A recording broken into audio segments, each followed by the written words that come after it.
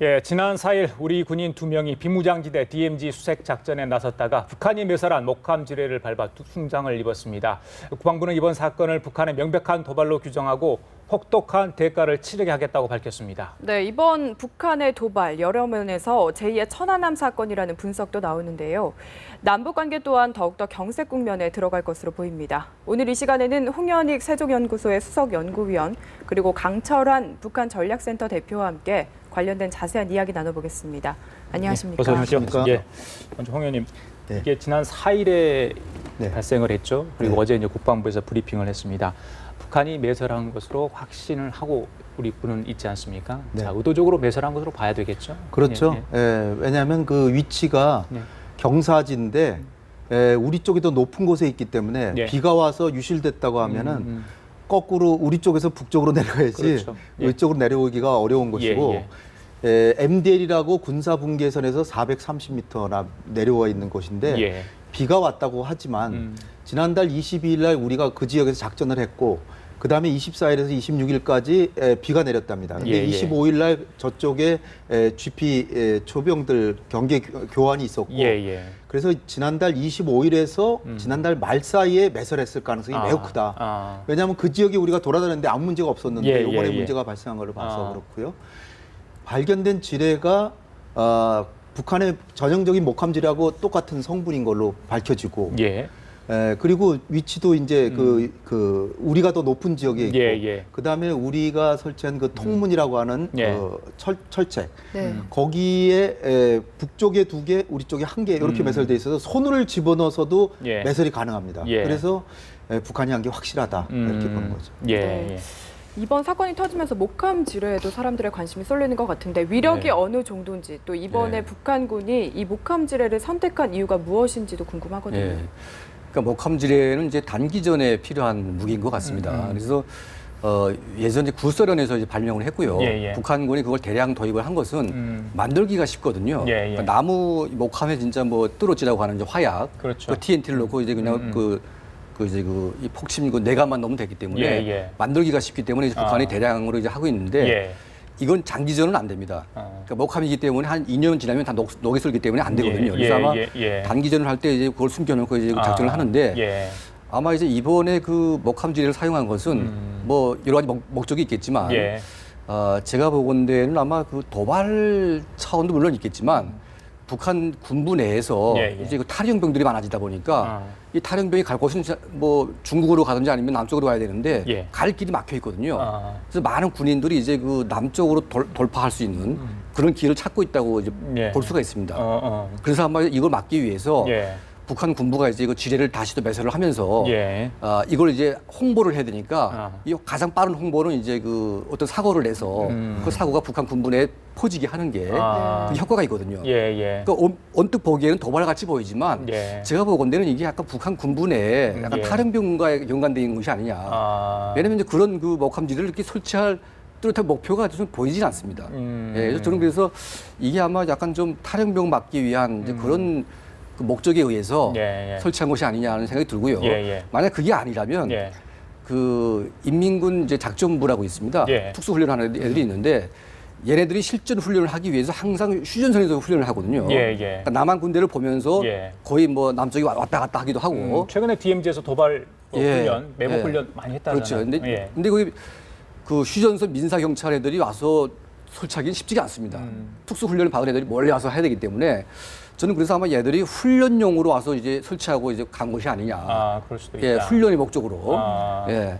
왜냐면 그게 이제 뭐 도발 목적이라면 뭐 아주 크게 할 텐데 예, 그래서 사람 예. 다니는 이 골목에 무슨 뭐 골문 어떻게 이렇게 논다는 것은 예. 약간 좀 북한의 그 의도가 좀 약간 좀 분명치가 않습니다. 강 대통령이 매설 시기하고 또 누가 했느냐, 뭐 정찰국의 소형일 수도 있다 이런 얘기 나오는데 우리 예. 홍 의원님 방금 전에 말씀하신 것처럼 지난달 25일인가요? 북한군 소초 이 병력 교체 작업이 있었는데 예. 그때 특수부대 요원들이 그 안에 끼어 있어가지고 그 애들이 와서 직접 작업을 했을 가능성이 높다. 그 부분은 어떻게 보세요? 그럼? 그러니까 이제 우리 군이 볼 수 있는 낮에 할 때에는 예. 이제 일반 이제 민사 경찰 얘들이야 덜 수 있겠지만 우리 군 쪽에 와서 이제 설치한다는 것은 밤에 멀리 하지 않았겠습니까? 예. 그러니까 이런 행동을 할 때는 이제 그 민사 경찰보다는 특수 훈련을 받은 이제 정찰국 애들 예. 이런 애들이 와서 이제 해체를 했다고 보고 있는데 예. 이 친구들이 와서 그걸 하려고 한다면 예. 아까 두 가지 목적, 탄력 목적이나 아니면 그 실제로 훈련하기 위한 예, 어떤 목적일 가능성이 높다. 예. 예, 저는 그렇게 보고 그래요. 있습니다. 호연님 지금 세 발이 일단 나와가지고 이 세 발로 인해서 우리 부사관 2명이 부상을 당하지 않았습니까? 목함 지뢰 지금 북한이 설치한 지뢰만 해도 그쪽 주변에 무슨 50만 발 뭐 이렇게 이야기도 나오는데 네. 이 목함 지뢰는 더 있겠죠 이번에 설치한 거? 글쎄요, 근데 제가 보기에는 전 지역에다 설치했다고 보기엔 좀 어렵고, 그렇죠. 왜냐하면 우리의 눈에 식별이 되면 한 명이라도 발각이 되면 다 수색을 해가지고 다 자기네들 의도가 맞지 않게 되기 때문에 제가 볼 때는 더 있을 가능성은 충분히 있지만 그렇게 아주 다량으로 예. 심어놓지는 못했을 것이다. 아.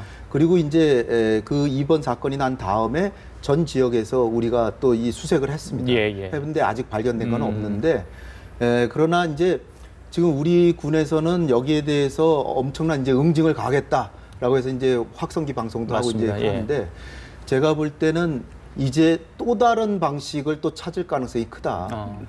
천안함 폭침 해놓고 또 자기네가 한 게 들통이 나니까 그 다음에 연평도 포격을 했다가 그 다음엔 과연 뭘 할까? 그런데 DMZ 내에서 육지에서 하지 않을까 이런 생각은 해봤지만 이런 방식으로 또 할 줄은 이제 몰랐죠. 근데 이제 강 대표께서 얘기하시듯이 그들의 어떤 탈영병 방지를 위한 목적도 이제 매우 크다라고 이제 보여지긴 하지만 결과적으로 이 MDL에서 왜냐하면 그들의 탈영병 막으려면 자기네 철책선 거기다가 매설을 해야지 왜 우리 쪽에 그 중앙선이라고 볼 수 있는 MDL 그 DMZ가 4km인데 중앙의 MDL에서부터 430m나 남쪽에 와가지고 우리로서는 더 이상 북한이 못 들어오게 마지막 그 마지노선처럼 이렇게 만들어 놓은 거 아닙니까?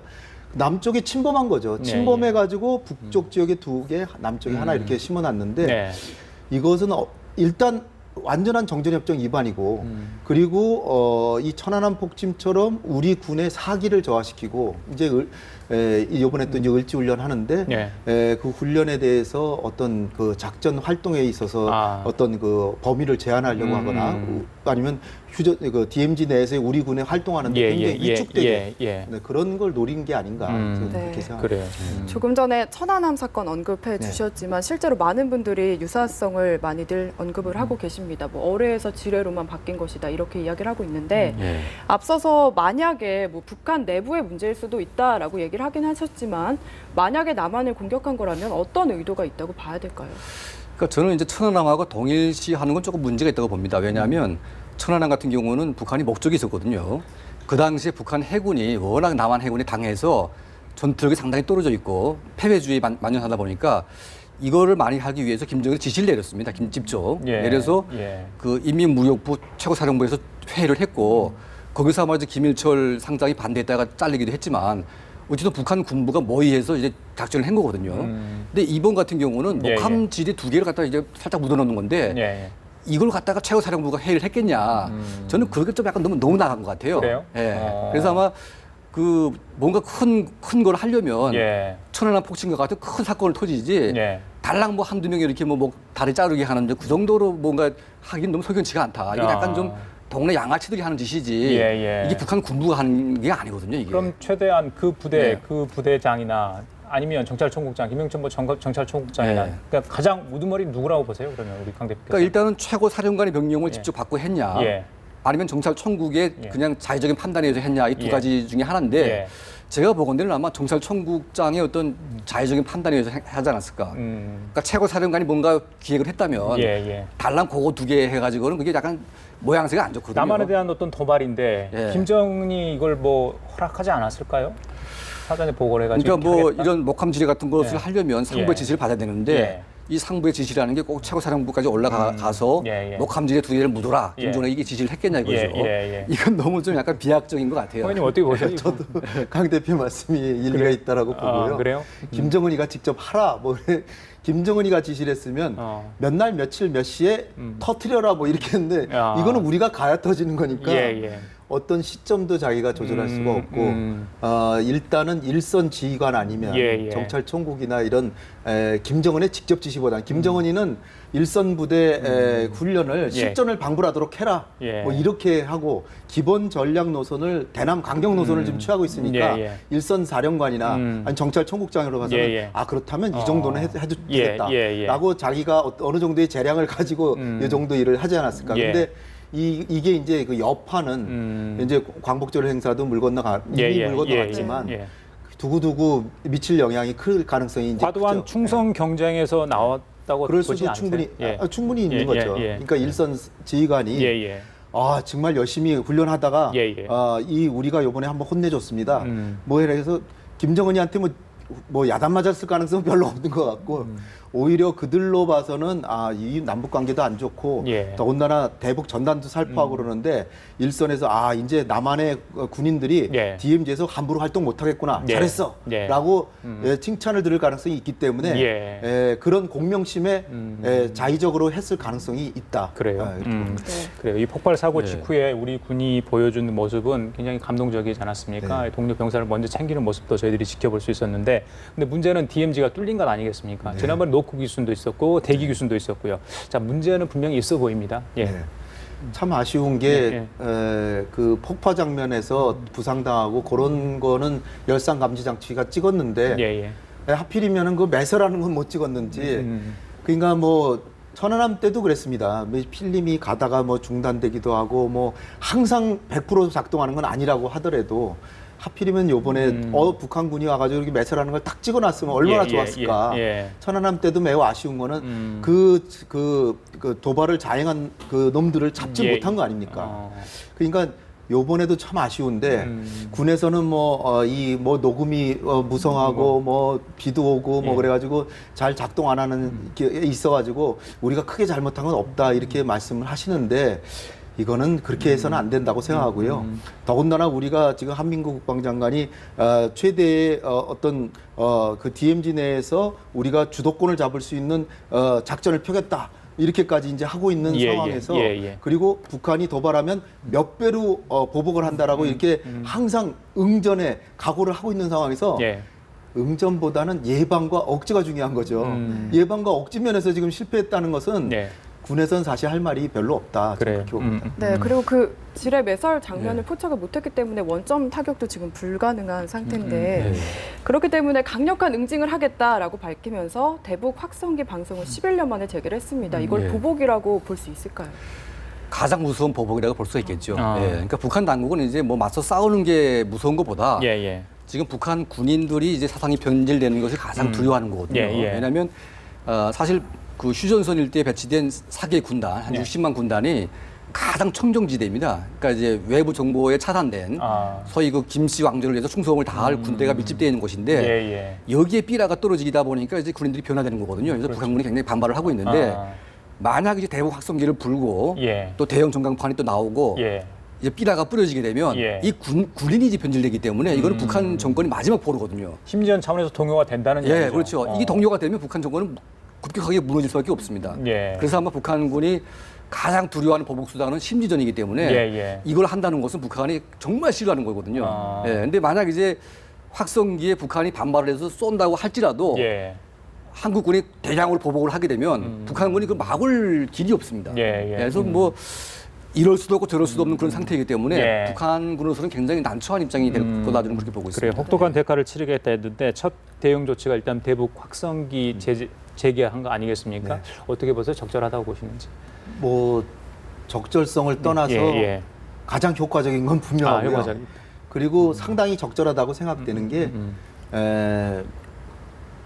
국지전 정도의 가벼운 소규모 전투라든지 그런 거는 오히려 그들이 바라고 있을 수도 있습니다. 그들이 두려워하는 건 전면전이어서 전면전하면 자기 정권 망한다.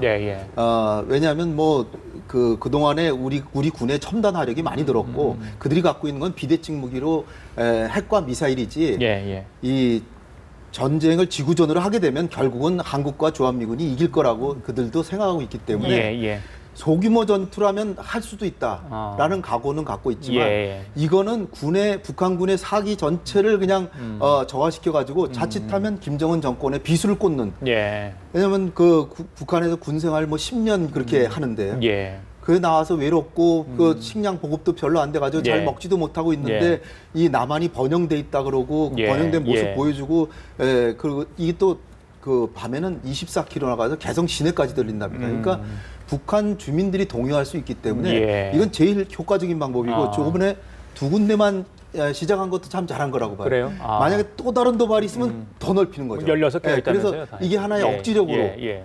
잘 활용할 수 있지 않을까 이렇게 생각되는데 예. 어쨌든 이걸로 북한이 좀 겁을 먹어가지고 다시는 도발 안 했으면 하는 바람인데 좀 지켜봐야 되겠습니다. 형님, 그럼에도 불구하고 제가 군사 전문가한테 여쭤보니까 이 목함지뢰를 만드는데 원가가 우리 돈으로 한 1만 원 정도 들 것으로 예상을 하더라고요. 그런데 이 정말 저가의 이 지뢰 때문에 우리 부사관 2명이 부상하지 않았습니까? 그렇다 보니까 국민들이 많이 분노를 하고 있어요. 자, 이 대북 확성기보다는 어떤 물리적 대응 좀 보여줬으면 좋겠다, 뻔때를 이런 이야기를 많이 하거든요.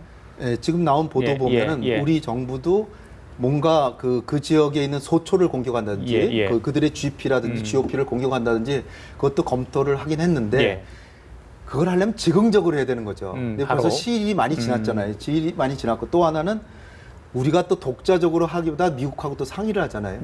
미국도 지금 그런 거 하는 건 바람직하지 않다는 입장을 보인 걸로 지금 알려지고 있고요. 그런 측면에서 볼 때 우리가 그렇게까지 할 필요는 없다. 그러나 황성기 방송 요것만으로도 그들은 엄청난 피해를 입기 때문에 아마 뜨끔했을 겁니다. 과연 그렇게까지 그들이 한국이 나오리라고 생각 못했을 가능성이 있기 때문에 제가 보면은 이것으로 또 다른 이런 도발, 비겁한 도발은 하지 않을까. 한다고 하면은 아예 그냥 좀 더 뭐 총성이 오고 가는 그런 소규모 교전이 벌어지는 그런 상황이 있을지 몰라도 요즘 이렇게 아주 비열한 행동을 고슴도치처럼 이렇게 하는 거는 좀 자제하지 않을까 이렇게 기대해 봅니다. 대표님도 추가 도발은 없을 거라고 보시나요? 어떻게 생각하십니까? 그러니까 만약 북한이 도발할 목적이 있었다면 뭐 저런 식으로 이렇게 뭐 목함지를 갖다 숨겨놓고 이렇게 하지 않았겠죠. 그러니까 이제 뭔가 목적이 좀 불분명하긴 한데 지금 북한이 도발하기는 쉽지가 않습니다. 왜냐하면 지금 북한은 당장 10월 10일이라는 큰 행사를 목전에 두고 있거든요. 이 10월 10일 행사가 실패하게 되면 북한이 굉장히 큰 문제가 생겨요. 그래서 지금 그 10월 10일 날에 지금 대륙간 탄도 미사일 시험 발사까지 해야 되고 지금 큰 행사가 기다리고 있는데 이런 문제 때문에 뭔가 흐트러지게 되면 굉장히 문제가 생기기 때문에 아마 이제 큰 도발은 쉽지가 않을 것이다. 이건 북한 내부의 문제 때문에 아마 그럴 거라고 생각을 하고 있습니다. 자, 홍현님 마지막으로요. 자, 2.5.14 방북했는데 김정은은 만나지 못하고 돌아오지 않았습니까? 여러 이야기가 나옵니다, 사실은. 그런데 또 이런 일이 벌어졌어요. 남북 관계 쉽지 않습니다. 자, 어떻게 좀 풀어가야 되나 보십니까? 쉽지 않죠. 8.15 행사 물 건너갔고 그 다음에 이틀 뒤에 또 한미연합훈련, 을지훈련 또 시작되고 그러면 또 남북 간의 관계 또 경색될 테고 계기는 9월 3일에 있는 중국의 전승기념일 행사에 우리 대통령께서 가시는지 지금 굉장히 심사숙고하고 논란이 되고 있죠. 김정은이가 가는지 또 오늘 뭐 일부 보도에 의하면은 북일 간의 정상회담 가능성이 갑자기 지금 돌출했어요. 그런 거 이를테면은 제가 볼 때는 김정은이가 중국을 간다.